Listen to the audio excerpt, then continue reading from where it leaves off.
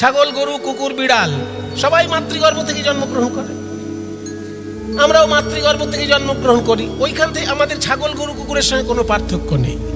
কিন্তু যেই আমি জ্ঞান অর্জন করলাম, অমনি ছাগল, গরু, কুকুরের থেকে আমি আলাদা হয়ে গেলাম। একটা ছাগল জানে না কোনোদিন, ছাগলের তেষ্টা পেলে ছাগল জল খায়, কিন্তু ছাগল কোনোদিন জানে না যে জলের মধ্যে হাইড্রোজেন আর অক্সিজেন মিশে আছে। এটা মানুষ জানে, কারণ সে যখন স্কুলে পড়ে তাকে শেখানো হয় যে জলের যে সূক্ষ্মতম কণা সেখানে H2O কাজ করছে। সেখানে যে অক্সিজেন আর হাইড্রোজেন এই দুটি পরমাণু একসঙ্গে আবদ্ধ হয়ে তারা জলের অণু তৈরি করেছে। হাইড্রোজেনের পরমাণু আর অক্সিজেনের পরমাণু এই দুটো একসঙ্গে মিলে তারা জলের অণু তৈরি করেছে। এটা ছাগল জানে, কিন্তু তেষ্টা পেলে ছাগলেও জল খাচ্ছে, তেষ্টা পেলে আমিও জল খাচ্ছি।